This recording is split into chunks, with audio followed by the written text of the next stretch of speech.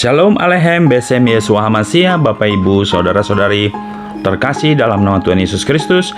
Bertemu kembali dengan saya, Juginsu Broadcast Channel. Kali ini saya mau berbagi satu topik yang sangat menarik dengan judul Benarkah orang mati bisa diinjili? Bapak Ibu, banyak kita masih melihat bahwa orang Kristen yang masih berhubungan dengan orang yang sudah mati atau arwah. Banyak orang masih percaya bahwa orang yang sudah mati itu masih memiliki hubungan dengan orang yang masih hidup. Mereka berpikir bahwa orang yang sudah mati itu masih bisa datang ke rumah, mengunjungi kerabat atau keluarganya yang masih hidup. Benarkah hal ini sesuai dengan firman Tuhan? Atau jangan-jangan ini adalah tipu muslihat iblis? Dan bahkan ada yang masih meyakini bahwa orang yang mati itu masih bisa diinjili, supaya yang tadinya tidak mengenal Tuhan, ketika dia diinjili, maka dia akan bertobat dan menerima keselamatan, yaitu dengan cara memiliki hubungan atau menggunakan media perantara untuk roh orang mati itu diberitakan Injil. Apakah ini benar? Atau jangan-jangan ini tidak alkitabiah, bahkan ini sangat dibenci oleh Tuhan. Kali ini saya akan membahas topik yang menarik ini. Benarkah orang mati bisa diinjili? Sebelumnya, kita akan membaca satu firman Tuhan dari 1 Petrus 3 ayat 18-22. Sebab juga Kristus telah mati sekali untuk segala dosa kita, Ia yang benar untuk orang-orang yang tidak benar, supaya Ia membawa kita kepada Allah. Ia yang telah dibunuh dalam keadaannya sebagai manusia, tetapi yang telah dibangkitkan menurut roh.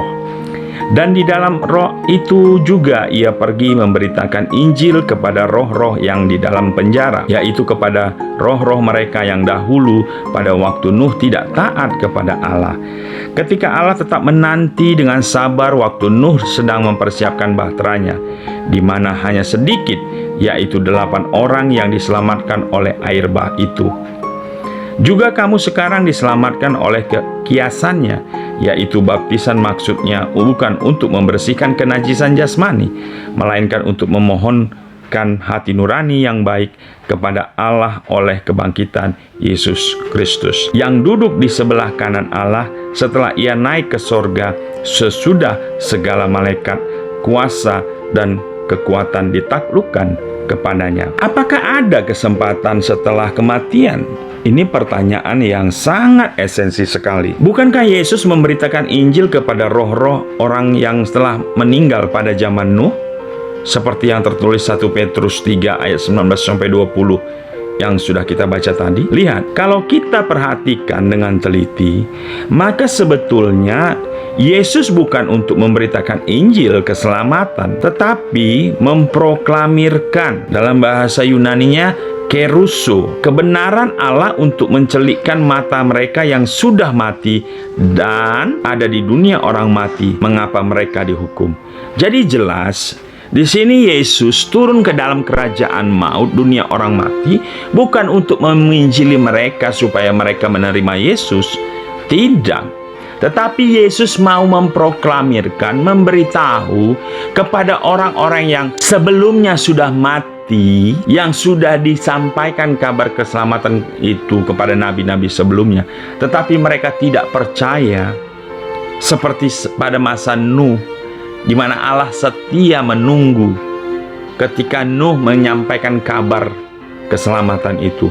Tapi banyak orang yang tidak percaya, sehingga hanya 8 orang keluarga Nuh yang diselamatkan oleh Tuhan. Nah, di sini Yesus mau memproklamirkan bahwa berita keselamatan yang sudah disampaikan dulu itu benar, dan dialah yang menggenapinya. Jadi Yesus bukan menginjili, tapi memproklamirkan bahwa Ia Tuhan dan Juru Selamat yang dijanjikan dan diberitakan oleh nabi-nabi sebelumnya.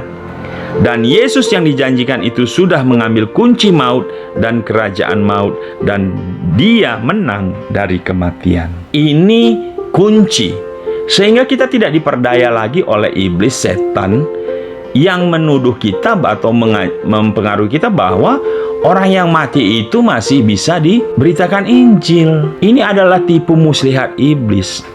Kenapa? Karena sewaktu hiduplah kita memiliki iman, mendengar firman, memiliki iman untuk percaya kepada Yesus Tuhan dan Juru Selamat. Bukan setelah mati. Apakah ada keselamatan setelah kematian nih? Mereka dihukum karena tidak taat dan telah menolak kabar baik yang disampaikan oleh Nuh sebagai pemberita kebenaran saat itu. 2 Petrus 2 ayat 5 berkata, "Dan jikalau Allah tidak menyayangkan dunia purba, tetapi hanya menyelamatkan Nuh, pemberita kebenaran itu, dengan 7 orang lainnya, ketika ia mendatangkan air bah atas dunia orang-orang yang fasik." Jadi Tuhan itu tidak menyayangkan nyawa orang-orang yang di masa zaman purba, di masa Nuh, yang tidak mau mendengar, tidak mau mempercayai kabar baik, kabar keselamatan yang disampaikan oleh Musa. Itu tujuannya Tuhan Yesus turun ke dalam kerajaan maut. Pertama, untuk memproklamirkan bahwa Yesus berkuasa atas maut, atas kematian, atas dosa. Kenapa? Karena penguasa maut itu iblis, ya. Dan itu harus dikalahkan oleh Yesus.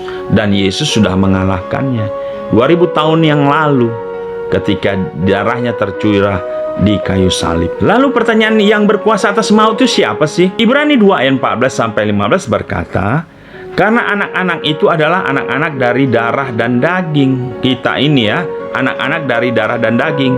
"Maka ia juga menjadi sama dengan mereka dan mendapat bagian dalam keadaan mereka, supaya oleh kematiannya," kematian Yesus maksudnya, "ia memusnahkan dia." Yesus memusnahkan dia. Siapa dia? Yaitu iblis yang berkuasa atas maut. Jadi yang berkuasa atas maut adalah iblis. Tetapi Yesus sudah mengalahkan kuasa maut itu, ya. Dan supaya dengan jalan demikian ia membebaskan mereka yang seumur hidupnya berada dalam perhambaan oleh karena takutnya kepada maut. Yesus sudah membebaskan orang-orang yang percaya kepadanya, dibebaskan dari kuasa maut. Karena pada suatu hari nanti, ketika kedatangan Yesus kali kedua, maka orang-orang yang mati di dalam Yesus akan dibangkitkan terlebih dahulu. Baru setelah itu orang-orang yang hidup yang percaya kepada Tuhan Yesus. Nah, lalu kalau iblis itu adalah penguasa atas maut, siapa pemegang kunci maut dan kerajaan maut? Tadinya tentu iblis. Tetapi setelah Yesus menjalankan karya keselamatannya dengan sempurna, maka dikatakan Wahyu 1 ayat 18, "Dan yang hidup, aku telah mati, namun lihatlah, aku hidup sampai selama-lamanya, dan aku memegang segala kunci maut dan kerajaan maut." Yesus sendiri berkata bahwa dia telah menang dan dia memegang segala kunci maut dan kerajaan maut. Itu yang disampaikan, diproklamirkan oleh Yesus kepada orang-orang yang sudah mati, bahwa Yesus sudah menang dan dia memegang kunci maut dan kerajaan maut. Ya, jadi ini luar biasa. Ya, jadi Yesus pada saat itu bukan menginjil, memberitakan kabar baik, karya keselamatan sehingga dengan harapan orang yang mati menerima dia. Tidak. Tuh hiduplah kita percaya kepada Tuhan Yesus. Telah mati. Setelah mati tidak ada gunanya. Akan tiba hari di mana orang-orang mati akan mendengar suara Anak Manusia dan mereka akan dibangkitkan. Suara Yesus Kristus yang memegang kunci kerajaan maut akan membangkitkan mereka semua, besar kecil, Kristiani atau bukan, semuanya memegang kunci kerajaan maut, dan karenanya dia sanggup membebaskan mereka yang seumur hidupnya berada dalam perhambaan oleh karena takutnya kepada maut. Kita tidak lagi hidup dalam perhambaan maut. Ya, orang yang percaya kepada Yesus tidak lagi diperhamba oleh maut. Kita tidak lagi ditawan oleh maut. Jika Anda percaya kepada Sang Pemilik kehidupan Yesus Kristus, Tuhan dan Juru Selamat, maka seandainya pun Anda telah mengecap maut, ya, akan tiba hari di mana Anda akan mendengar suaranya.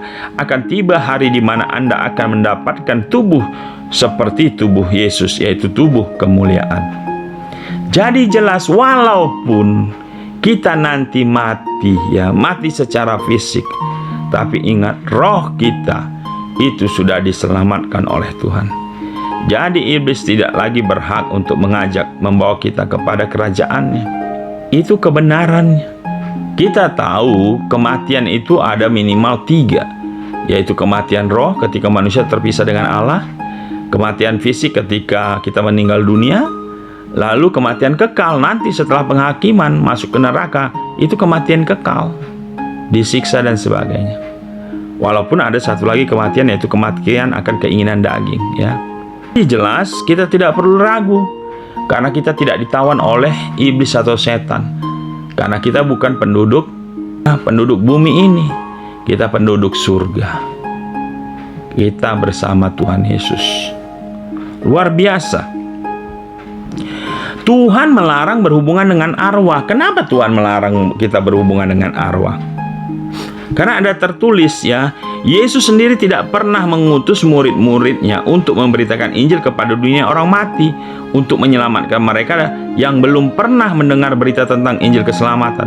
Allah melarang kita untuk berhubungan dengan arwah atau roh orang mati. Jelas ini. Imamat 19 ayat 31 berkata, "Janganlah kamu berpaling kepada arwah atau kepada roh-roh peramal. Janganlah kamu mencari mereka, dan dengan demikian menjadi najis karena mereka. Akulah Tuhan Allahmu." Jadi Tuhan Allah itu sudah tegas supaya kita itu tidak berpaling, ya, kepada arwah.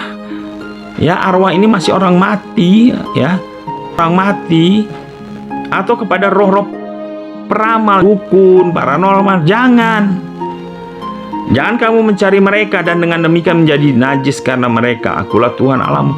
Tuhan sangat marah ketika ada anaknya yang memiliki hubungan dengan dunia orang mati atau dunia arwah. Karena itu tidak membawa berkat, tapi membawa kutuk. Jadi tidak main-main, Bapak Ibu. Luar biasa kebenaran firman ini. Kenapa Tuhan melarang berhubungan dengan arwah? Tujuan Yesus melarang adalah untuk melindungi manusia dari tipu daya roh jahat yang dapat menyamar sebagai malaikat terang. Tidak ada kesempatan keselamatan setelah kematian, karena orang mati akan dihakimi, bukan diinjili. Jadi jelas orang mati itu nantinya pada suatu saat akan dihakimi ketika Yesus datang sebagai hakim yang adil. Maka orang yang tidak percaya, yang mati tanpa percaya kepada Tuhan Yesus, itu akan dihakimi. Dilihat di mana di buku kitab kehidupan ada tidak namanya. Kalau enggak ada, ya dicampakkan ke api yang menyala-nyala. Sedangkan orang yang ada ditemukan namanya dalam kitab kehidupan, dia akan masuk ke sorga. Orang yang percaya kepada Tuhan Yesus Kristus, dia akan dilihat dalam kitab kehidupan dan namanya tercatat, dan dia akan masuk ke surga. Ini luar biasa. Ibrani 9 ayat 27, "Dan sama seperti manusia ditetapkan untuk mati hanya satu kali saja, dan sesudah itu dihakimi." Jadi ingat, ya, orang Kristen, orang yang percaya kepada Tuhan Yesus, dia lahir 2 kali dan mati sekali. Pertama, dia lahir dari kandungan ibunya. Yang kedua, dia lahir baru oleh air dan roh, menerima Yesus sebagai Tuhan dan Juru Selamat, bertobat atas perbuatan salahnya. Itu disebut dengan kelahiran baru. Nah, sampai mati. Kenapa orang yang percaya kepada Tuhan Yesus, dia lahir 2 kali, mati sekali. Tapi berbeda sekali dengan orang yang tidak percaya kepada Tuhan Yesus. Orang yang tidak percaya kepada Tuhan Yesus, dia akan mati 2 kali. Tapi dia lahir hanya 1 kali. Kok bisa begitu? Ya, pertama dia lahir dari ibu. Setelah itu dia tidak memiliki kelahiran lagi. Tapi orang yang tidak percaya Tuhan Yesus ini akan mengalami kematian 2 kali minimal. Dia akan mati saat nyawanya dicabut, dia terpisah dari raganya. Yang kedua, dia mati kekal ketika nanti dia meninggalkan dicampakkan ke dalam lautan api. Ini mengerikan. Tapi kalau orang yang benar hanya mati sekali, benar, dia lahir 2 kali dan mati hanya 1 kali. Dan setelah itu dia tidak diadili karena dia percaya kepada Tuhan Yesus. Tapi dia akan mendapatkan mahkota di atas pengadilan Kristus. Dan sudah sebaik dan selayaknya lah kita percaya keselamatan itu ada, sudah selesai ketika saat kita kepada Tuhan Yesus Kristus. Dengan demikian, ajaran tentang penginjilan kepada arwah selain tidak alkitabiah, hal ini akan menyebabkan kesesatan lain. Misalnya, berdoa di kuburan dan meminta keselamatan bagi anggota keluarga yang belum percaya. Jadi berbahaya sekali kalau kita percaya bahwa orang yang sudah mati bisa diinjili atau diajak berkomunikasi. Itu tipuan iblis, ya. Dan itu akan membawa kita kepada kesesatan-kesesatan yang lain. Itu kenapa, ya, penginjilan orang mati itu tidak alkitabiah, ya. Nah, kesimpulannya bahwa tidak ada kesempatan keselamatan setelah kematian, karena orang mati akan dihakimi, bukan diinjili.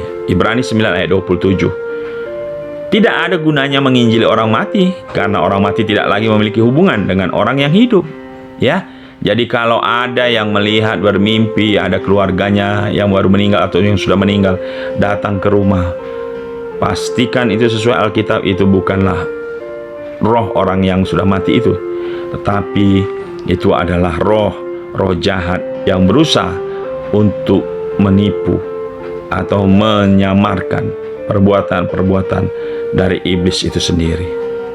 Terakhir, dengan demikian seharusnya kita menolak secara tegas ajaran tentang penginjilan kepada arwah orang mati. Selain tidak alkitabiah, ini akan menyebabkan kesesatan lain, misalnya berdoa di kuburan dan meminta keselamatan bagi orang keluarga yang belum percaya. Jadi jangan percaya, ya, karena waktu hidup saja dia tidak mau mendengar firman Tuhan ketika diinjili, boro-boro sudah mati, ya. Jadi itu impossible.